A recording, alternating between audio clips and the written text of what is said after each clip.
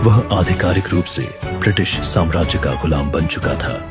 यही वह पल था जब भारत पर अंग्रेजी राज पूरी तरह स्थापित हो गया। लेकिन अब सबसे जरूरी सवाल, आखिर भारत गुलाम बना कैसे?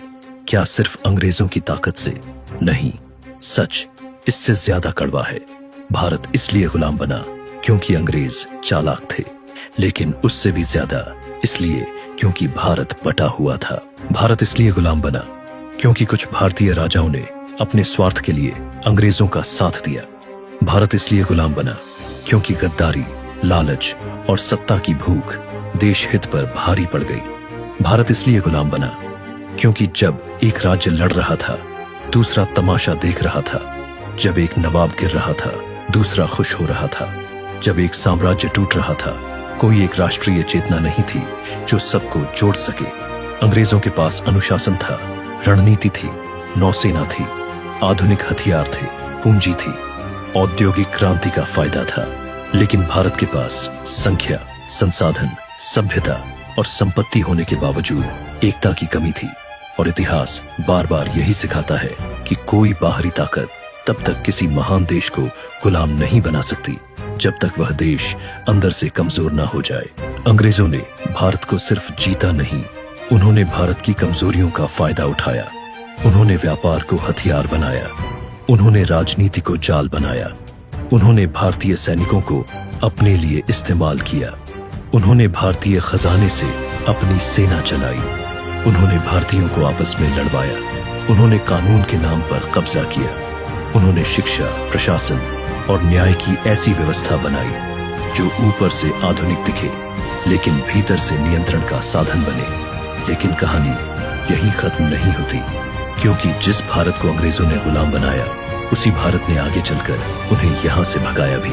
यही धरती आगे चलकर भगत सिंह, चंद्रशेखर आजाद, सुभाष चंद्र बोस, महात्मा गांधी, सरदार पटेल, नेहरू, तिलक, लाला लाजपत राय और लाखों अनगिनत क्रांतिकारियों की आवाज बनी। जिस भारत को उन्होंने तोड़ा था, वही भारत धीरे धीरे जागा। 1857 की असफल चिंगारी 1885 की राजनीतिक चेतना बनी, 1905 का स्वदेशी आंदोलन बनी, 1919 का जलियांवाला बाग बना, 1920 का असहयोग बना, 1930 का दांडी मार्च बना, 1942 का भारत छोड़ो आंदोलन बना और आखिरकार 1947 की आजादी बन गई। तो अगली बार जब कोई पूछे भारत अंग्रेजों का गुलाम कैसे बना, तो जवाब सिर्फ इतना नहीं है कि अंग्रेज बहुत ताकतवर थे।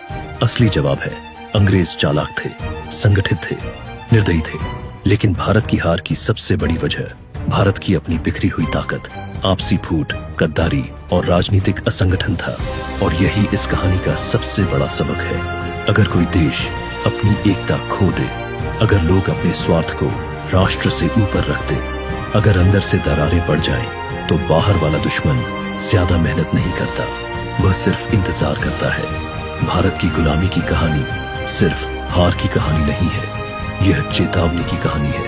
यह याद दिलाती है कि ताकत सिर्फ धन से नहीं, एकता से बनती है। और जिस दिन कोई राष्ट्र अपनी एकता, अपनी पहचान और अपने सामूहिक उद्देश्य को भूल जाता है, उसी दिन उसकी आजादी खतरे में पड़ जाती है।